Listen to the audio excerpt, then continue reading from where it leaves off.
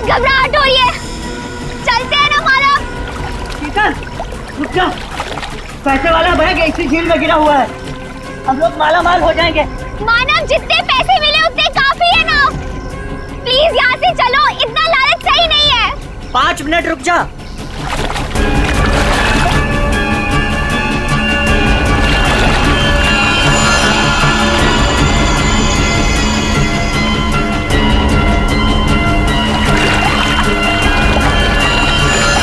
मिल गया।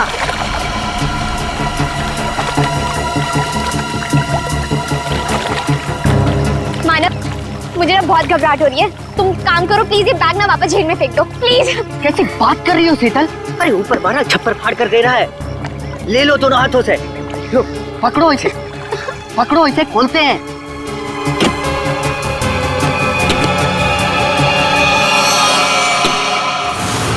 Thank you जो तुमने मेरे लिए बैग ढूंढ लिया।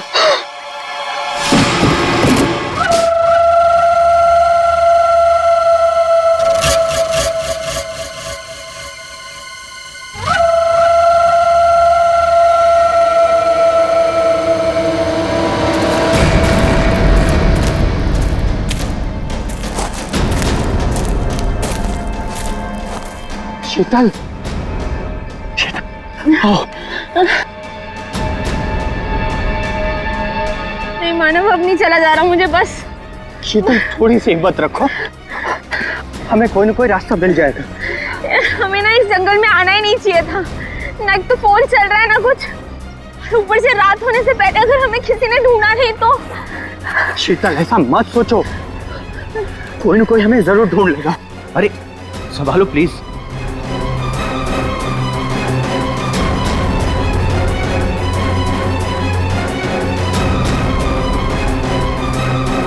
शीतल, शीतल, झील।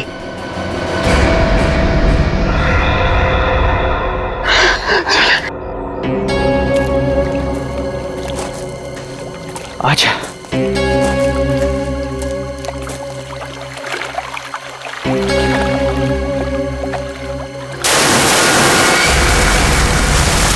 आवाज कैसी है? लगता है झील में कुछ गिरा है।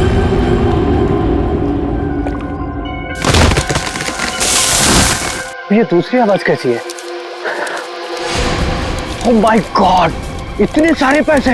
मानव, ये सारे तो 1000 रुपए के नोट है। पर ये आ कहां से रहे हैं? अरे छोड़ ना यार, जो भी लक्ष्मी आ रही है सब बटोर के रख ले, बैग में रख, बैग में।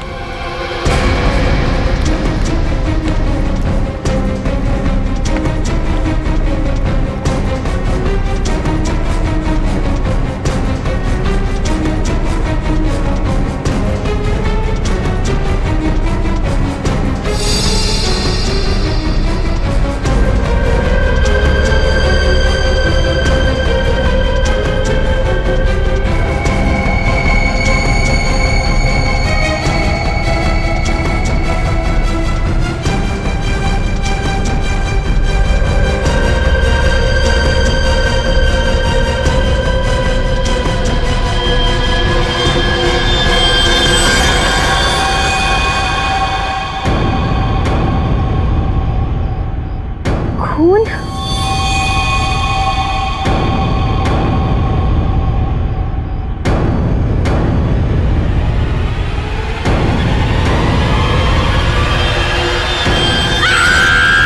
शीतल, शीतल, क्या हुआ शीतल, क्या हुआ, क्या हुआ?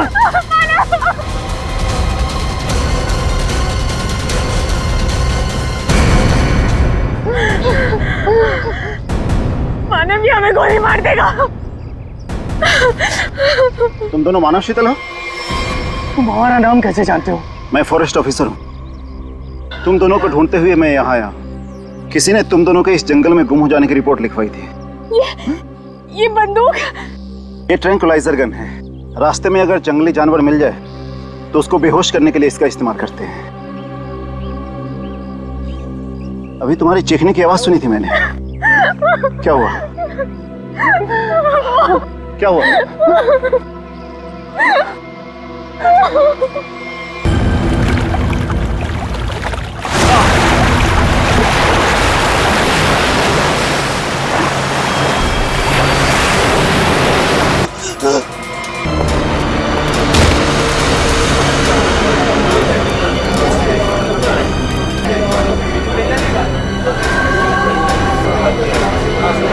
हाँ शरण के बोल, क्या पता चला? बॉस, हाँ ये कोई मामूली आदमी नहीं है। जरा ये देखो यार, ये कोई सर्जरी का, ऑपरेशन का निशान लगता है। बिल्कुल बॉस, ये ऑपरेशन का ही निशान है। ये निशान देख करके मुझे लगा कोई ना कोई चक्कर है, और इसीलिए मैंने इसके चेहरे की अच्छी तरह से एनालिसिस की। तो इसका चेहरा कई बार बदला गया है boss. Plastic surgery? Plastic surgery. एक चीज और बताता हूं बॉस, यहां पर कुछ दिखाई दे रहा है?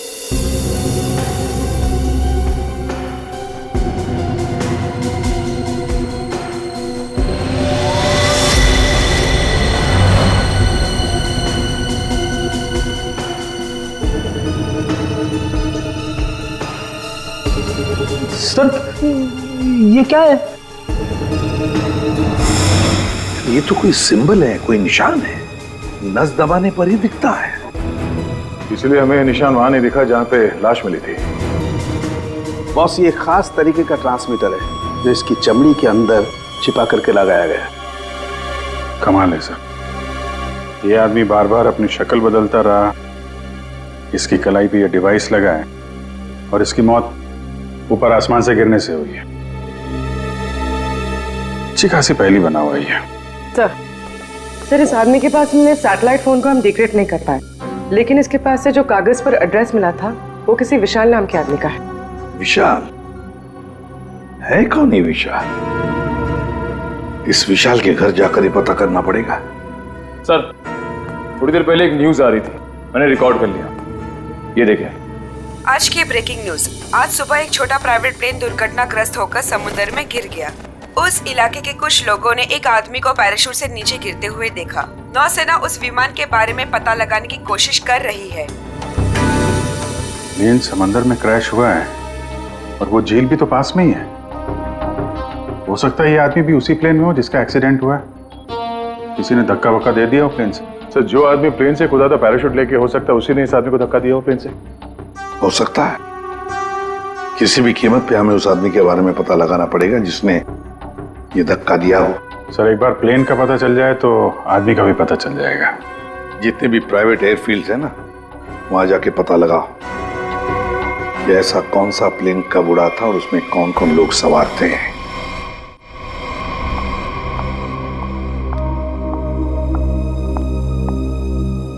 पेशेंट की तबीयत कैसी है अब? सर्जरी तो अच्छी से हो गई है, पेशेंट रिकवरी में है। ओके, और उनकी फैमिली? इसके वॉलेट से इसकी आईडी मिली थी। पेशेंट का नाम विशाल है। इसके घर पर मैंने फोन भी किया था, लेकिन किसी ने उठाया नहीं। आंसरिंग मशीन में मैंने मैसेज छोड़ दिया है कि विशाल हमारे हॉस्पिटल में एडमिट है। डॉक्टर अनिल कहाँ है? उनको बुलाइए, मुझे पेशेंट के बारे में कुछ जरूरी बात करनी है। Okay madam. ये तो अच्छा हो, उसकी टेलीफोन मशीन से हमें ये पता चल गया कि वो इस हॉस्पिटल में है। सर, विशाल जरूर उस आदमी को जानता होगा जिसकी लाश हमें जंगल में मिली थी। Excuse me nurse. यस। हम सीआईडी से। ओके। ये विशाल नाम का पेशेंट का है। आइए मेरे साथ। अरे ये कैसे निकल गया?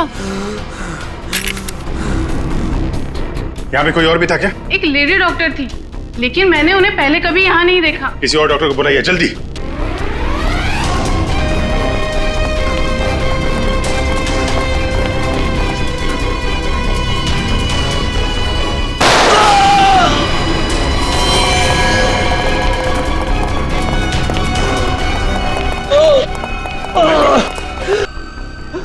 मैंने उसे पकड़ा तो गोली मार के उधर भाग गई।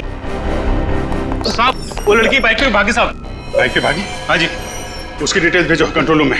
बाकी जाएगी कहाँ? आयशा, आयशा, आयशा, विशाल को छोड़ो।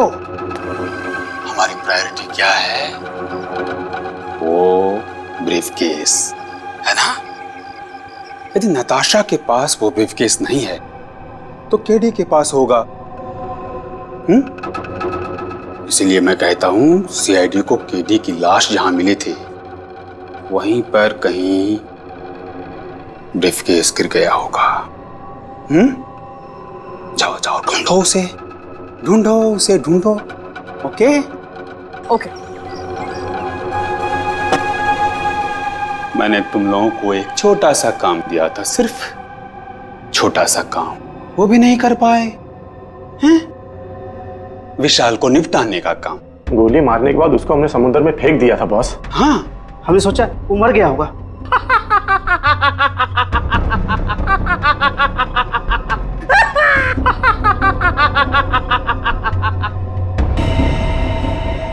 विशाल, जिस आदमी को प्लेन में से फेंका गया था, तुम उसे कैसे जानते हो? सर मैं उसे नहीं जानता। सर मेरी मंगेतर नताशा एक इन्वेस्टिगेटिव जर्नलिस्ट है।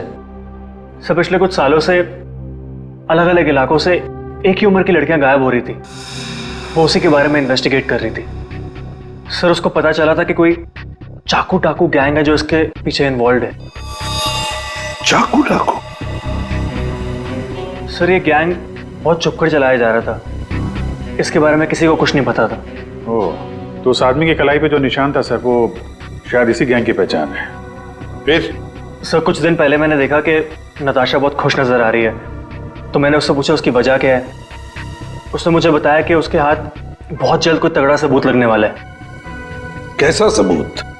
सर वो तो मैं नहीं जानता सर, लेकिन कल उसका मैसेज आया कि कोई उसका बैग है जो घर पे रह गया है और मैं उस तक पहुंचा दूं। तो सर जब मैं वो बैग लेके उसका इंतजार कर रहा था तब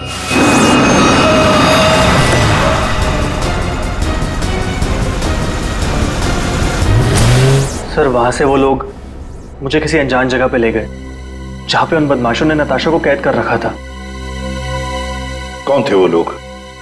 सर मैं नहीं जानता सर। सर मेरी आंखों पे तो पट्टी बंधी हुई थी। मैं सिर्फ नताशा की आवाज सुन सकता था। वो सर अपनी जान की भीख मांग रही थी उनसे। तो उन्होंने तुमसे बैग छीन लिया, उसके बाद क्या हुआ? सर वो जो कुछ भी ढूंढ रहे थे वो उनको उस बैग में नहीं मिला। तुम उनसे बचकर कैसे निकले? सर उन लोगों ने मुझ पर गोली चलाई और मुझे समुद्र में फेंक दिया। सर मैं किसी तरह बच गया और तैरकर किनारे तक पहुंच गया, लेकिन वहां भी उन लोगों ने मुझे मारने की कोशिश की।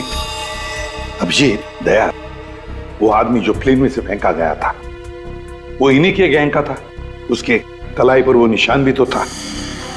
हो सकता है कि वो आदमी शायद नताशा को इनके गैंग के बारे में सीक्रेट्स बताने वाला था, वही सबूत जिसके बारे में नताशा जिक्र कर रही थी विशाल के पास। और शायद इसीलिए उसे प्लेन में से फेंक दिया इन लोगों ने और फिर नताशा की जान के पीछे पड़े। क्या हुआ विशाल? विशाल, तुमने फोन पर बताया कि मेरी नताशा को कुछ हो गया? हाँ आंटी, बदमाशों ने नताशा को किडनैप कर लिया। क्या? हाँ, पता नहीं वो भी जिंदा भी हो गया। मैं तुमको मना करती रही ना, फिर भी तुमने मेरी बच्ची को फंसा दिया इन सब में। प्लीज प्लीज सर, मेरी बच्ची को बचा लीजिए सर। मेरे पति भी एक पुलिस ऑफिसर थे और सर उन्होंने जिंदगी अपने देश के लिए कुर्बान कर दी। मैं अपना पति खो चुकी हूँ। इस चाकू डाकू गैंग तक पहुंचने के लिए हमें पहले वहां पहुंचना होगा जहां पर विशाल और नताशा को बंदी बना के रखा था।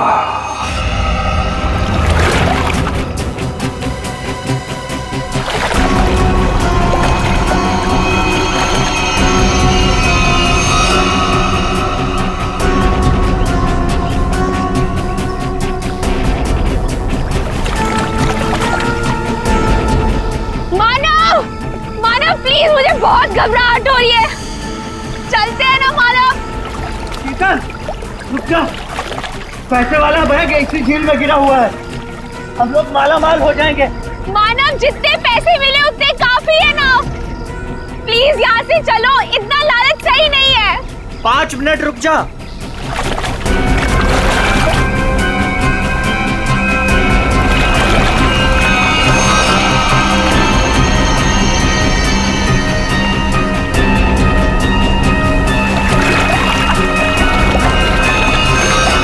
मिल गया।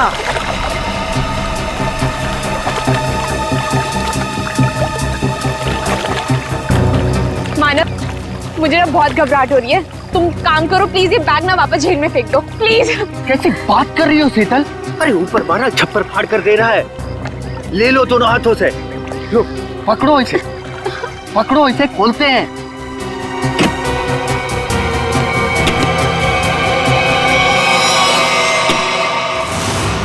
थैंक यू जो तुमने मेरे लिए बैग ढूंढ लिया।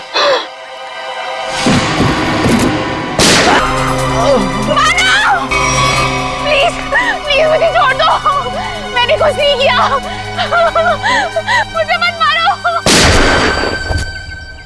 सर मैं इस मामले में आप लोगों की कोई मदद नहीं कर सकता, क्योंकि पिछले कई दिनों से हमारी एक भी प्लेन किराए पे नहीं गई। झूठ बोल रहे हो तुम। एयर ट्रैफिक कंट्रोल से हमने सब कुछ पता कर लिया है, समझे? उनके रडार में साफ देखा गया है, कल यहाँ से एक प्लेन उड़ा था। जो एयरक्राफ्ट समंदर में गिरा है वो सेस्ना एयरक्राफ्ट है, जो सिर्फ तुम्हारी कंपनी किराए पे देती है।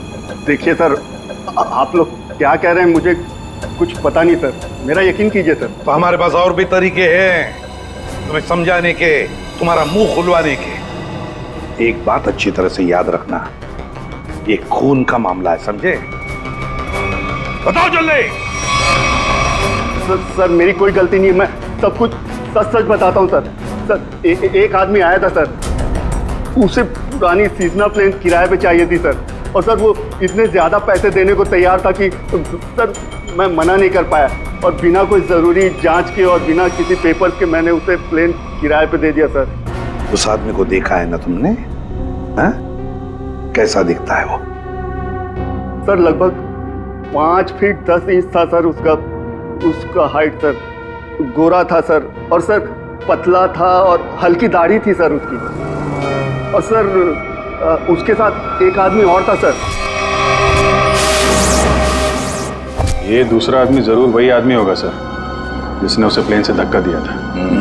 अब प्लेन क्रैश में बच के भाग निकला वो तो मर चुका, जिसने तुम्हें पैसे दिए थे। वो दूसरा आदमी है ना, उसका स्केच बनवाओ हमारे लिए।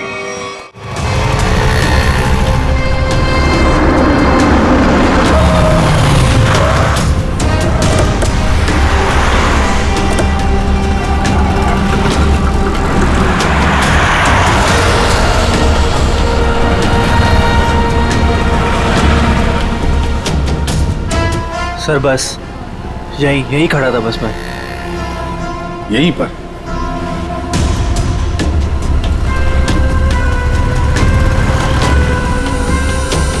देखो ईशा, अपने दिमाग पर जोर डालो और याद करने की कोशिश करो, क्या हुआ था तुम्हारे साथ। ये वही एक तरीका है नताशा तक पहुंचने का। सर मेरा आंखों में पट्टी बंधी हुई थी, मुझे बिल्कुल आइडिया नहीं कि वो लोग मुझे कहाँ ले गए थे। ठीक है, गाड़ी में बैठ।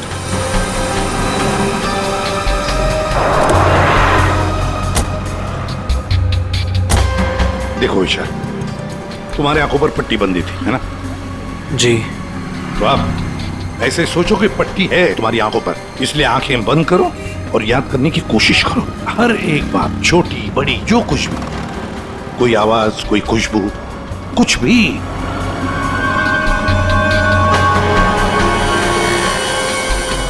सर याद आया, जब मुझे गाड़ी में बिठाया उसके बाद गाड़ी बहुत देर तक सीधी चल रही थी, गाड़ी कहीं भी नहीं मुड़ी थी।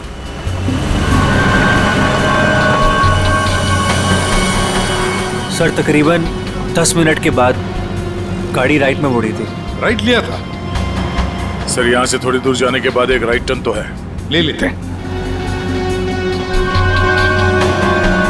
और क्या याद आता है? मुझे ट्रेन की आवाज़ भी सुनाई दी थी। ट्रेन की आवाज़? सर यहाँ से थोड़ी दूर पे रेलवे लाइन तो है। अच्छा, ये कौन सी ट्रेन थी, लोकल ट्रेन या मेल गाड़ी की आवाज़? सर शायद लोकल ट्रेन की थी। Local train? और याद करने की कोशिश करो। सर उसके बाद गाड़ी राइट मुड़ी थी, और वहाँ पे एक चर्च भी थी सर, क्योंकि मुझे वहीं पे चर्च की घंटी की आवाज़ सुनाई दी थी। सर वो रहा चर्च।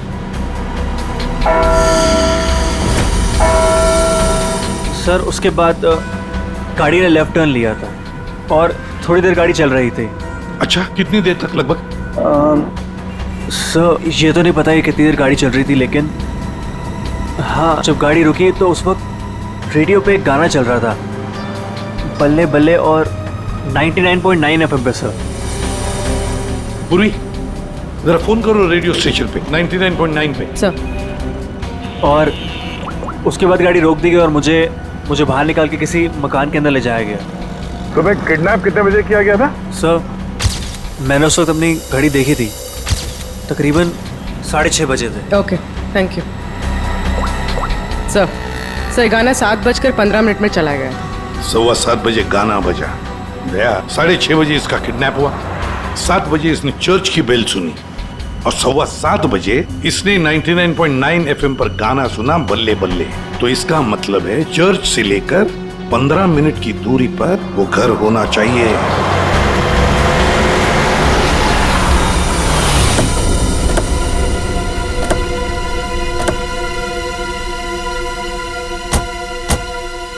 दया रास्ता तो बंद है, खत्म हो गया रास्ता, फिर भी चर्च से 15 मिनट की दूरी पर यही एक घर है।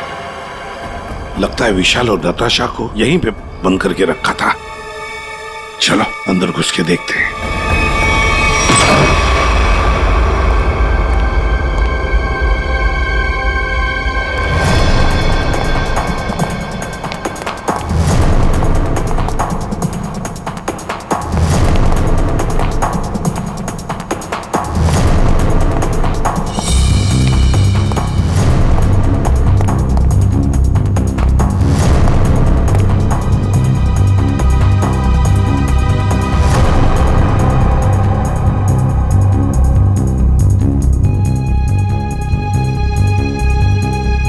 बताओ क्या हुआ था यहाँ पर? मुझे यहाँ घसीट के लाया गया था, मेरी आंखों पे पट्टी थी। तो बता सकते हो कितने लोग थे, कुछ अंदाज? मुझे तकरीबन 3 लोगों की आवाज सुनाई दी थी। अच्छा।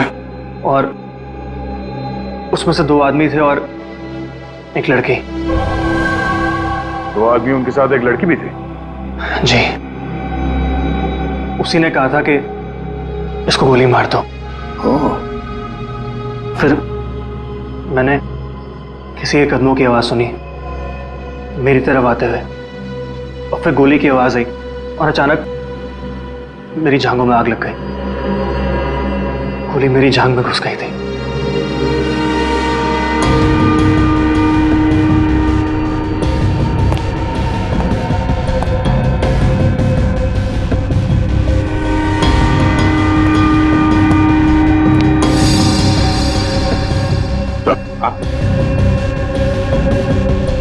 यहाँ पे खून लगा हुआ।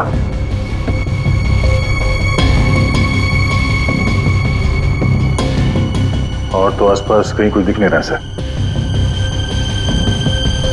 विशाल, जब तुम्हें वो यहाँ पे ले आ रहे थे तब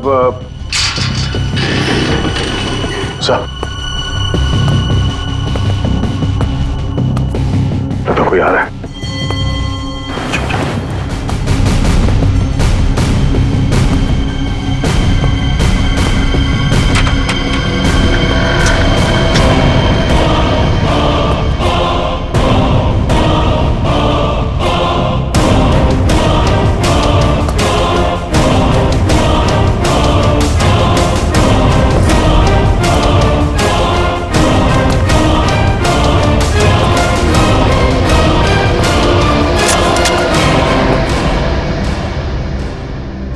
मेरे पास गन नहीं है।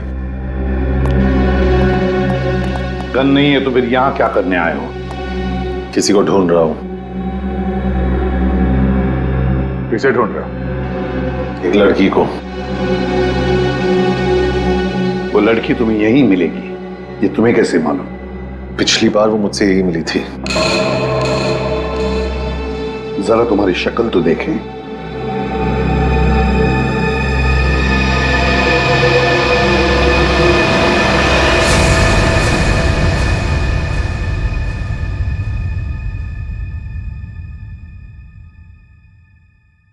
तेरा हाथ दिखा।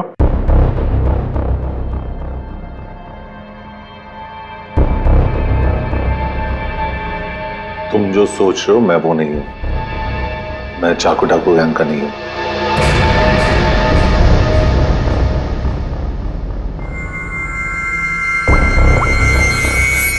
इसे जानते हो? ये तो भिखू लोमड़ी है। जानता है? सुपारी लेता है, खून करता है। इस भिखू लोमड़ी ने एक आदमी को प्लेन में से फेंका था नीचे, और वो चाकू डाकू गैंग का आदमी था। वो उसे छोड़ेगा नहीं। मतलब जरूर मारा जाएगा। इस भिखू लोमड़ी को देश से भागने के सिवा और कोई चारा नहीं है। और अगर उसे नकली पासपोर्ट बनाना हो तो मुझे मालूम है वो कहां जाएगा।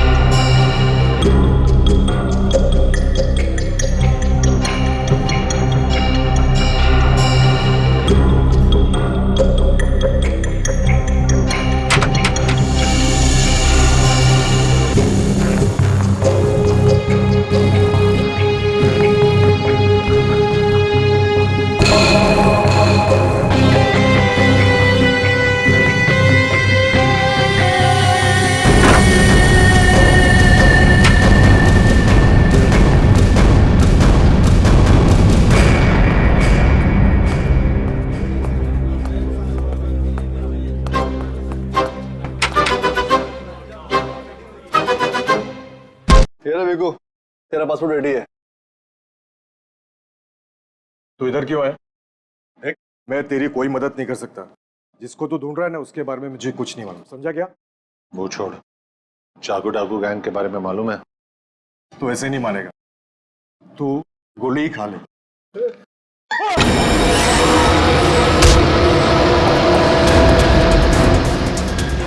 चाकू डाकू वाले तुम लोग की वाट लगा डालेंगे। वाट तो हम लगा देंगे। लोग दिखते नहीं है, पकड़ में नहीं आते। तुम सबके सब मारे जाओगे, सबके सब। हमें मार देगा? बता, चाकू डाकू कहां मिलेगा? आज शाम को एक मीटिंग है। सर, आप अपने ऑपरेशन को अंजाम दीजिए। मैं अपने मंजिल की ओर बढ़ता हूं। बहुत खुशी हुई तुमसे मिलकर। Wish you all the best, Rocky handsome. Thank you sir.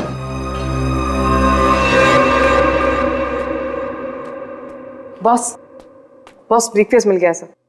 और वो दो लोग जो थे ना, उनको भी खत्म कर दिया मैंने। उस ब्रीफकेस में जो कुछ भी है उसे किसने किसने देखा है? अब सिर्फ मैंने।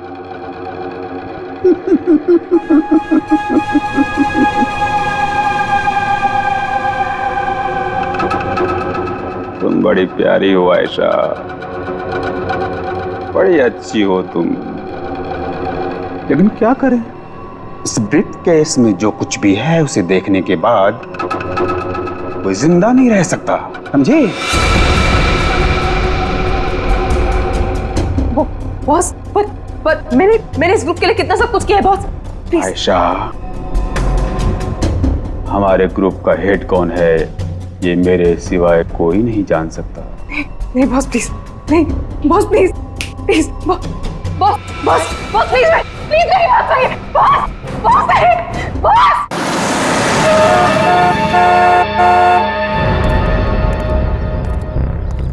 अपनी पहचान बताओ। मैं मेंबर नहीं हूं, लेकिन बॉस ने मुझे मीटिंग में बुलाया।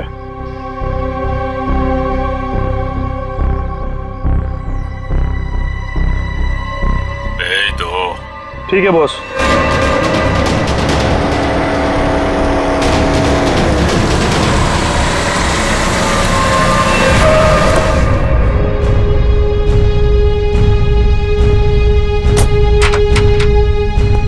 आओ बिकू, आओ। शाबाश,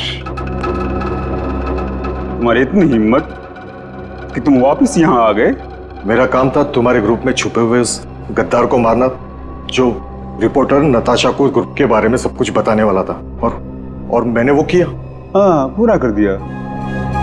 लेकिन मैंने तो आपको ये कहा था कि हमारे काम की कानो कान खबर नहीं होनी चाहिए, लेकिन तुम्हारी बेवकूफी की वजह से केटी की लाश सीआईडी को मिली लाश, और वो सीआईडी हमारे ठिकाने का पता ढूंढ रही है।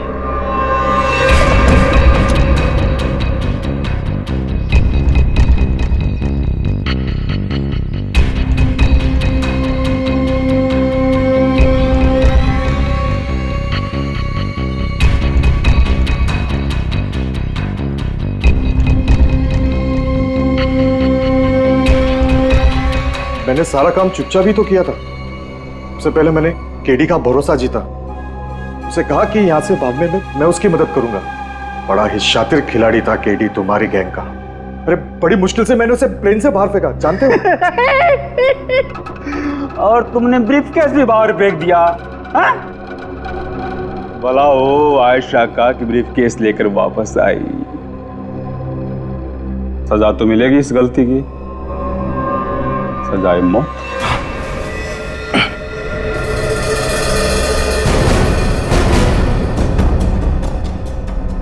इसका मतलब आप मुझे भी मार डालोगे? हमारे ग्रुप की खासियत है कि हम अपना काम साए में करते हैं, किसी को दिखा के नहीं करते। और तुम्हारी बेवकूफी की वजह से आज पूरी दुनिया को हमारे काम के बारे में, हमारे बारे में पता चल चुका है। तुम्हें सजा तो मिलेगी, सजा है मौत।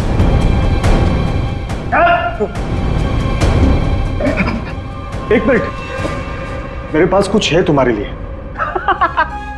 मेरे लिए? बताओ। सीआईडी यहीं पर ही है।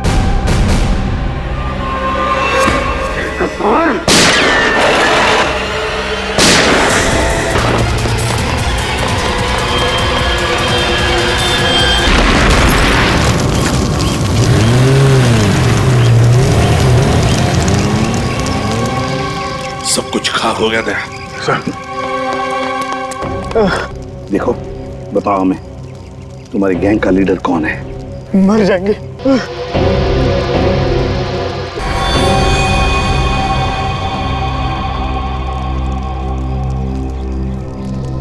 चल, भाग।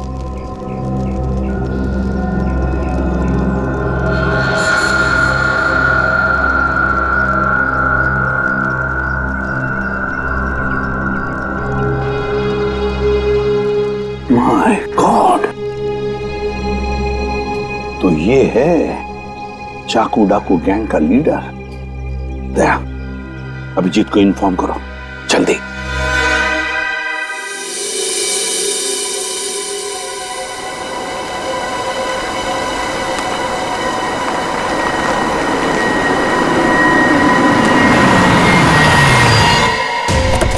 चल।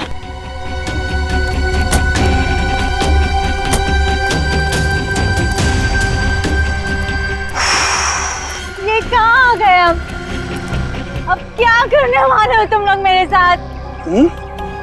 क्या करने वाला हूँ? कुछ नहीं करने वाला हूँ।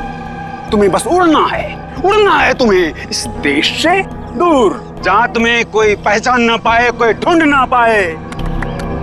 ये प्लीज ऐसा मत करो मेरे साथ, मुझे छोड़ दो।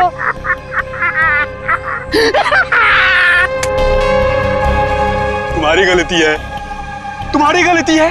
किसने कहा था तुम्हें ना गुजरने को हमारे धंधे में? मैंने कहा था, इसने कहा था, किसने नहीं कहा था? फिर क्यों घुसड़ी अपनी नाक हमारे धंधे में? और हमने तुम्हें मारा नहीं। क्यों नहीं मारा मुझे? इसलिए नहीं मारा तुम्हें कि मुझे छोड़ दो, प्लीज छोड़ दो मुझे, प्लीज।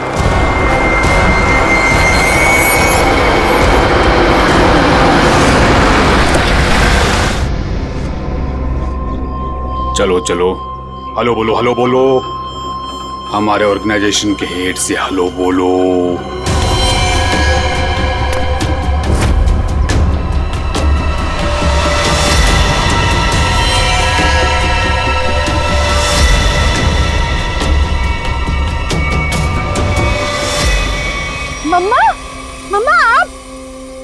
गैंग की हेड है? ये कैसे कर सकती है आप? मैंने मना किया था ना तुमको इन सब चीजों से दूर रहना, लेकिन तुम देशभक्त बाप की बेटी हो, इतनी आसानी से कैसे मान जाती? लेकिन अब तुम जो देख रही हो वही सच्चाई है, और इसे जितना जल्दी मान लोगी उतना अच्छा है। क्यों मम्मा, क्यों किया आपने ऐसा? अकेली कब तक तकलीफें झेलती, कैसे बड़ा करती तुझे? आज कम से कम शान से तुम सबको कह सकती हो कि मेरी माँ ने अकेले अपने दम पर करोड़ों का कारोबार खड़ा किया है। तो यही वो वजह थी जिसके लिए मैं अब तक जिंदा हूँ। तू मेरी बेटी है, तुझे कैसे कोई कुछ कर सकता था? अब तुम मेरे साथ एक दूसरी कंट्री में एक नई जिंदगी की शुरुआत करोगी। प्लीज छोड़ दो। सीआईडी ढूंढ दो सबको।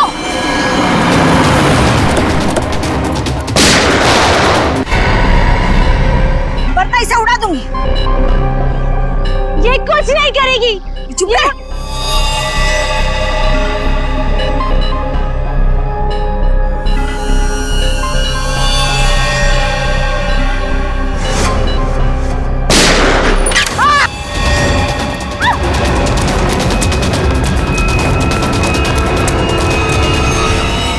नाटक तो बहुत अच्छा करते हैं आप, अब जरा इनके नाटक से पर्दा गिरा दो।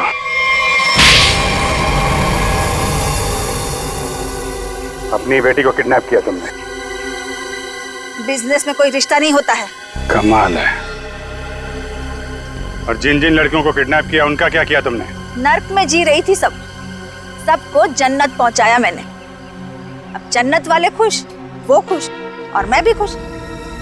इतने लोगों को खुशियां देना गलत कैसे हो सकता है? हजारों मासूम लड़कियों की जिंदगी तबाह की है तुमने, और न जाने कितने मासूम लोगों को मरवा दिया। तुमने जो कुछ भी किया है कानून उसकी कड़ी से कड़ी सजा देगा। अब जेल की सलाखों के पीछे बैठ के खुश होती रहना जब तक फांसी का ऑर्डर नहीं आ जाता।